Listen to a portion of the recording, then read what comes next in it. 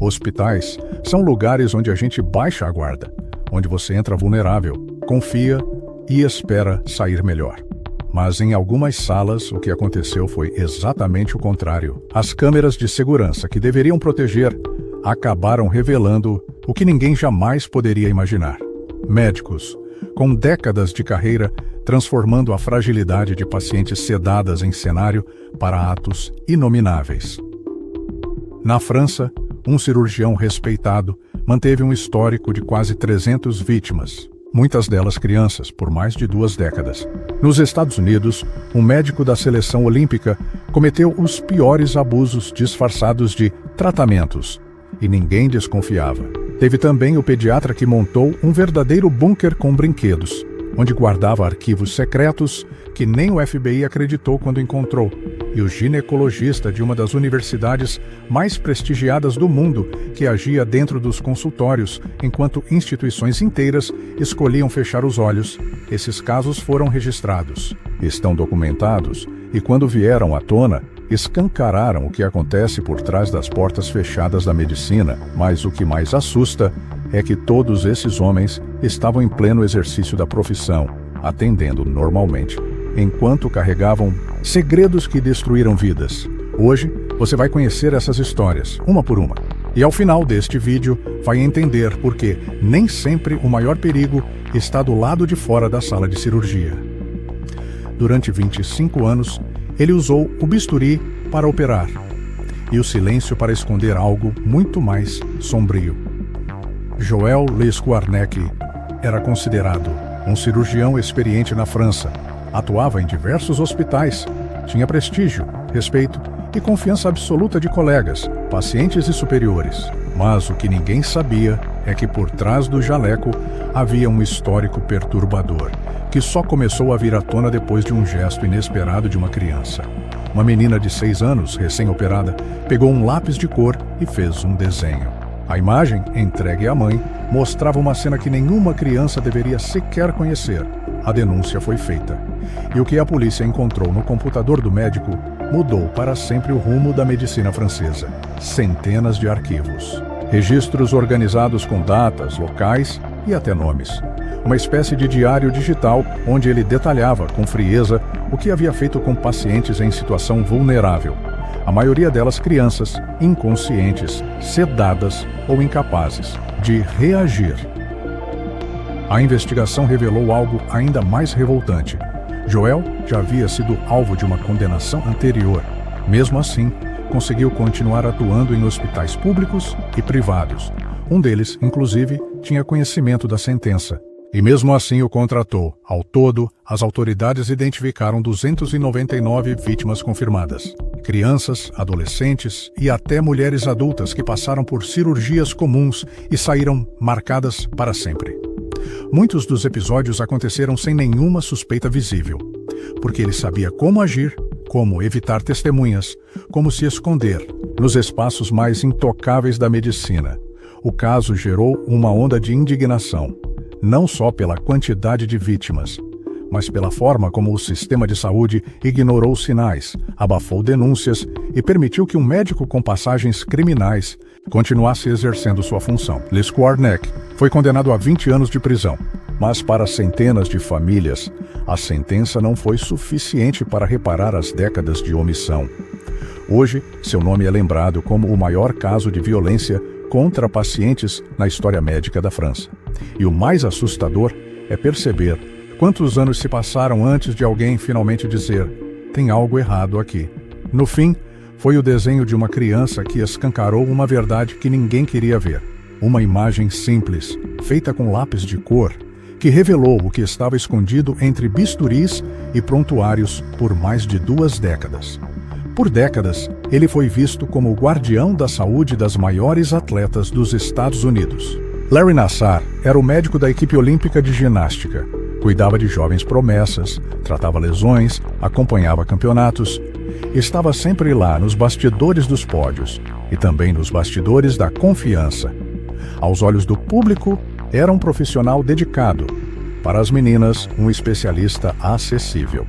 Mas dentro dos consultórios, enquanto fingia aplicar técnicas médicas, ele praticava atos que ninguém podia imaginar.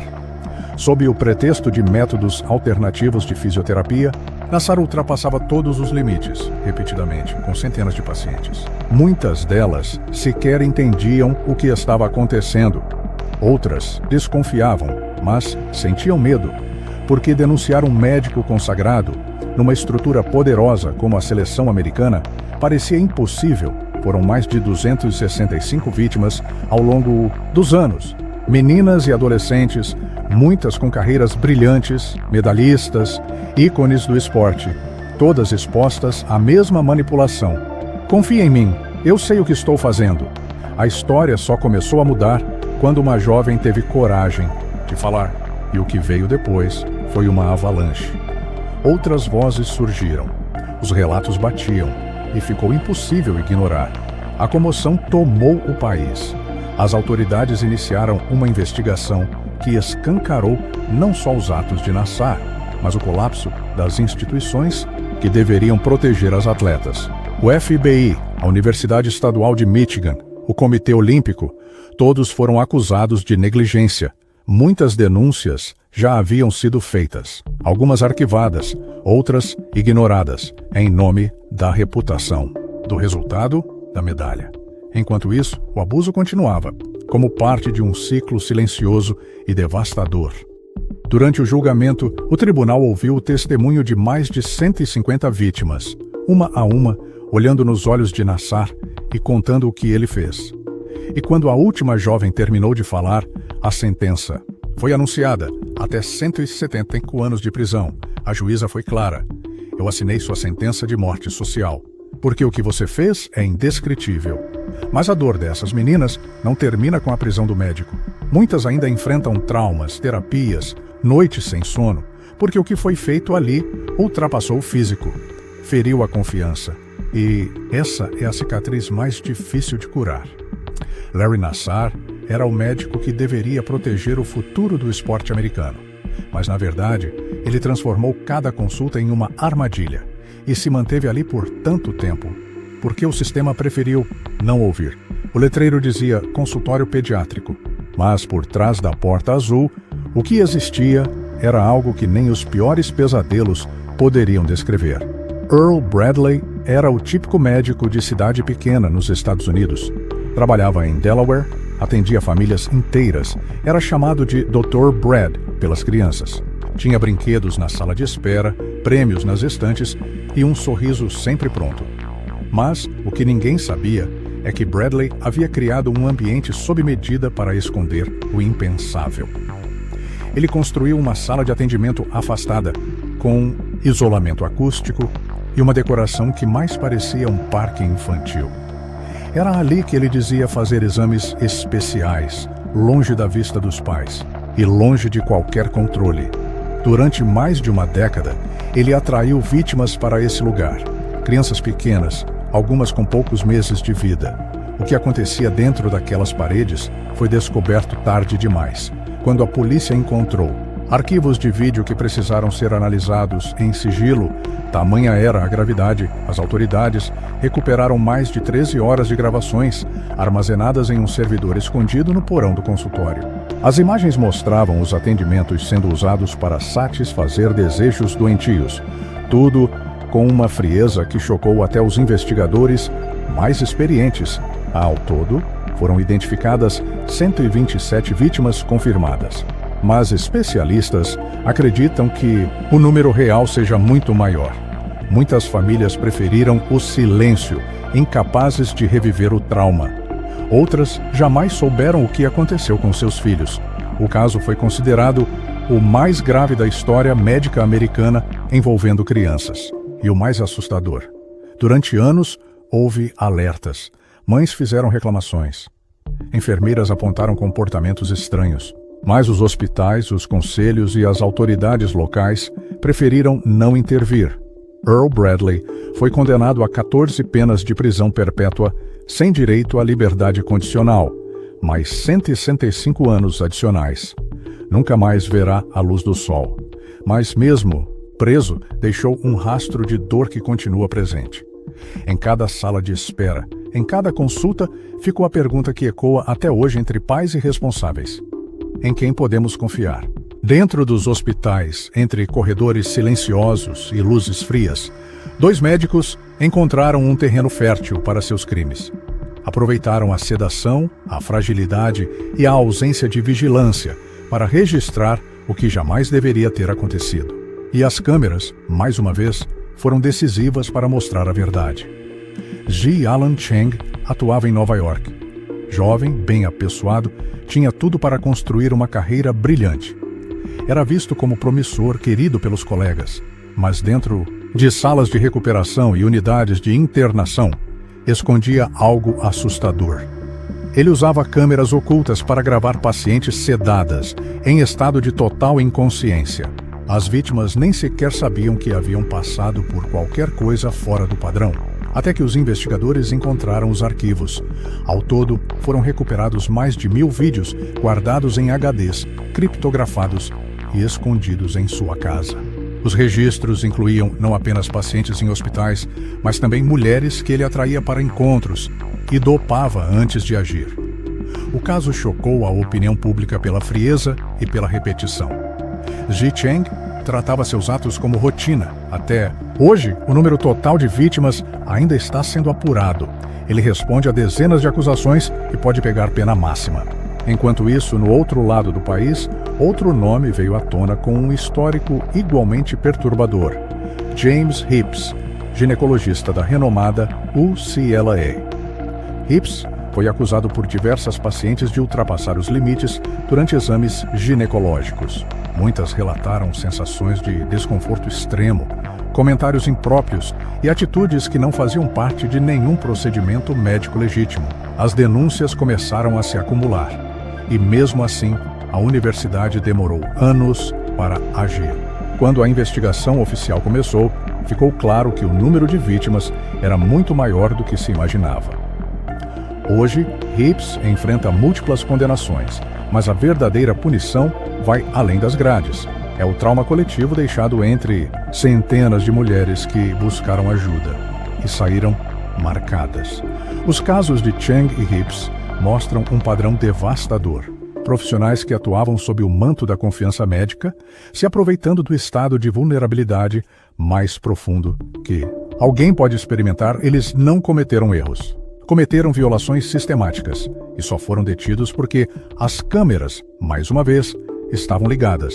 Porque se dependesse apenas da palavra deles, a verdade jamais viria à tona. Eles usavam jalecos brancos, tinham diplomas das melhores instituições e consultórios em endereços de prestígio.